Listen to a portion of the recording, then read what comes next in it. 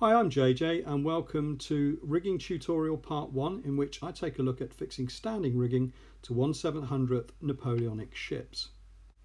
The first part of the rigging process should see the affixing of the sails to your model, around which we are going to build the standing rigging, starting with the forestays. The stays are a series of lines that lead between the masts on the ship, following the centre line of the vessel.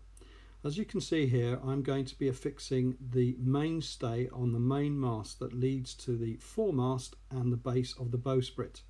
I'm using a thicker thread here that I'm tying just above the last spar on that main mast, because I'm trying to represent the heavier stay that was the load-bearing line attached to the main mast to these fixing points. Once you've got it in place with a simple tie-over knot, it's just then a case of applying some super glue to fix it in place, just as I say, above that third spar on the main mast. Here it is, putting it in place. So once that's fixed, we can lead the two ends to the next fixing points. So here you can see the first fixing point going in, where I'm leading the line to the bottom of the foremast and taking the line over it, so that as I apply downward pressure, I can use the tweezers and the downward pressure to get it as low as possible on that foremast positioning. The knack here is also to make sure you don't put too much tension in the line. You want it taut, but you don't want it so taut that it's going to bend the mast. So it's a bit of a skill there to get that right. Again, just put a bit of super glue in there, and once that's fixed in place, we can then address the final tie-off, which is leading that line to the base of the bowsprit just above the figurehead with a simple twist around the bowsprit, making sure it's straight, and again applying a simple dab of super glue in position just to firm that wrap around. And in fact, given that it is a major anchoring point, you will see that I will give that another wrap around just to emphasize that anchoring point for that mainstay. Just hold that for a while the super glue takes hold. As you can see, the two lines clearly illustrated there. You can use the tweezers while it's still mobile just to make sure that they are that wraparound is straight, and then in with the micro scissors. I can't recommend these micro scissors enough. Much better than using a modelling knife. A simple snip and you can remove any excess thread without any worry of damaging the model by a knife slipping into the kit itself. And there you go, that's the final ends removed. You do have a little bit of overhang. A simple wipe with a bit of super glue will smooth that over, and there we have the mainstay from the mid-masting position.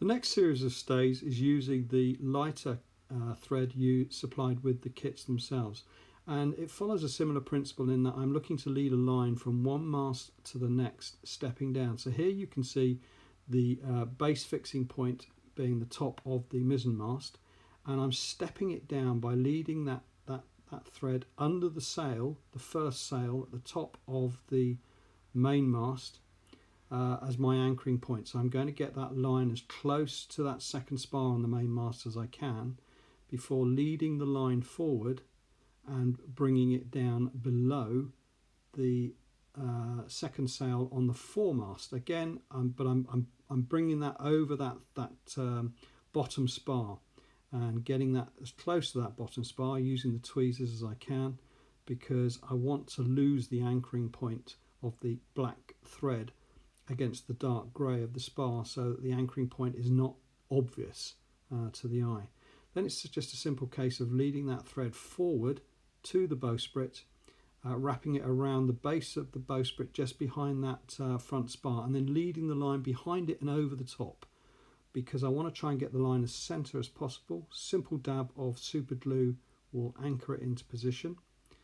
Just hold that taut. Again, not too taut so you distort the mast, but taut enough that it looks like it's a load-bearing line, which it is. And then it's just a simple case of snipping off there first at the back at the mizzen mast, and then again these micro scissors work perfectly for getting in close against the spar just to finish off, and that is the second line in place. The final series of stays, two in fact, lead from the main mast, and here you can see me just finishing off the process of putting those in place. You will see that they follow the same format as the other two stays, and you can get my PDF rigging diagram to get a closer look at the fixing points, but it's the same process as illustrated in the previous two.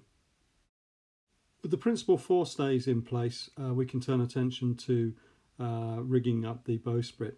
I made a slight mistake when I was putting the model together in not having made one of these for a few weeks, and I snipped off the line that leads down on that final stay that I would have normally led forward from the end of the bowsprit down to that projection just below on the bottom side, I think called a dolphin spanker. Here you can see I'm actually putting in another line.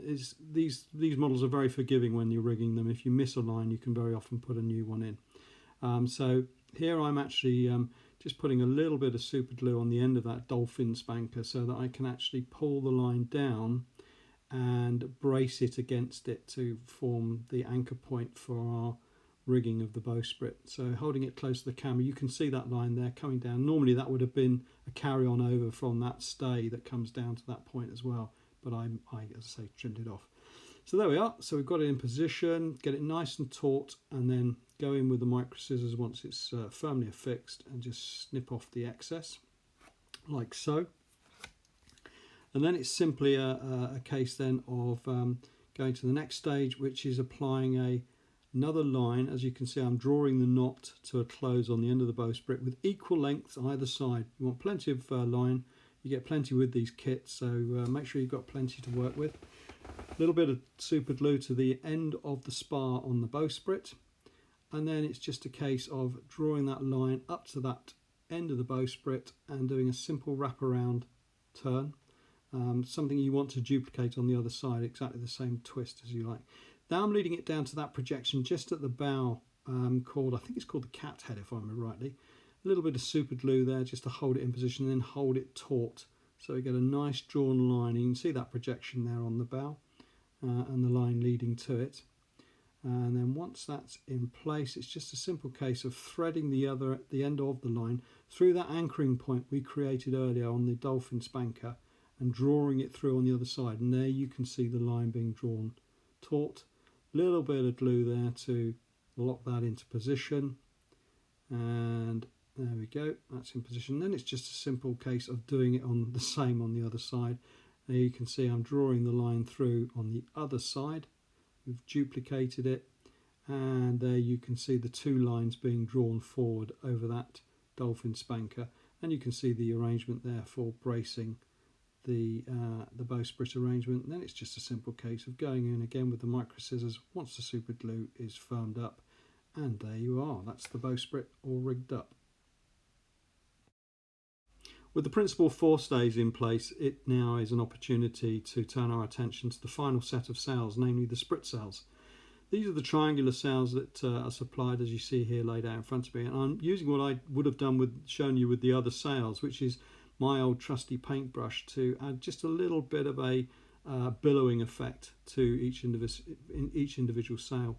Then it's just a simple case of running a bead of super glue down the leading forward edge of each of these sails, thus so. And then taking the tweezers, getting it into the right position so that we can very simply introduce the sail underneath the stay line that we're going to use. So we're working from the fore stay here, right from the outside. We're going to work our way inwards, letting it rest against the glue and then releasing it, and there you can see that first sail in position. And it's just a simple case then of replicating that across those remaining two lines underneath it. So by starting outside, you're going to be placing each sail one under the other as we work our way through. And then, as you can see here, I've just put the final sail, which usually needs a little bit of trimming. That last sail is usually a little bit snug to the foremast, but there you have all three Spritz cells in place. The whole sail set is now done, and we can now turn our attention to the final set of four stays. We can now turn our attention to the final set of 4 stays, the 2 stays that lead between the mizzen mast and the main mast. And again, it follows the same principle of leading down from a higher point. So here I'm tying off just above that second spar on the mizzen mast, just drawing the line through with the aim of getting a nice simple knot tied above the spar, and then locking it down with a little dab of super glue, as you see. And then again, it's a simple case of leading that line forward to the next lower point down, which, as you can see, is just above that bottom spar with the furred sail on the main mast. And I'm leading it to line up with the main lines that we put in right at the beginning. Just drawing it around so I can put in some super glue. You can see the tautness that I've achieved. You've got to be careful with these last 2 lines. If you do them too tight, you can slacken off the lines that you've already put in place by distorting the masts. So just tight enough is what you're aiming for. We want a taut look, but you don't want it so that it pulls the mast together and distorts the lines you've already put in place. Final line follows the same format. We're leading down from just above the gaff boom at the back of the mizzen mast. There, I'm snipping it off, and you'll see that final line is put in place at the base of the main mast. With all the 4 stays in position, we're now into the final stages of the standing rigging process. And the next stage is to apply the back stays. These are the lines that lead down from the top of each mast to the base, to the hull itself where it's anchored, and is designed to apply opposite tension to the 4 stays, hence back stays, and thus brace the mast as a whole. Here you can see I'm leading the line down from the top of the foremast and threading it through that anchoring point that you'll find on these models. On the resin models you have to drill them yourself, but they're already prepared on the plastic kits. Then leading the line back up and through and around the point on the second spar on that mast. You can see I've gone through now and repeating the process of finding the anchoring point on the hull, threading the line through, picking it up with the tweezers. This is what these pinpoint tweezers are very handy for this job of getting in and pulling that line through, and then leading it back over the top of the mast where we started, just making sure it doesn't get tangled in amongst the sails, and then a little dab of super glue just to lock down that position. Once it's in place and dry and secure, we can go in with the micro scissors and snip off any excess. And as you will see, there we have the first set of backstays on the foremast in place, and then it's just a simple case of repeating the process for the other 2 masts. And as you can see here, I'm just finishing off the backstays on the mizzen mast, snipping off those last bits of excess thread, and there we have the stays in position, needing us to move on to the ratlins. The plastic ratlins or acetate ratlins I find are very easy to use, and after you've cut them to shape, make sure that they are the right length to slot in just underneath the fighting tops and to run down to the boards that jut out from the side of the ship itself. Dab of super glue at either end, look to position the top end just under the fighting top, and then guide that ratlin in onto the board above on the side of the hull of the ship. Doing it likewise here on the other side, just dropping that in, lining it up, and then once you've got it in position, just gently making sure it's vertically aligned, and that's the look we're trying to achieve, as you can see there on the mizzen mast.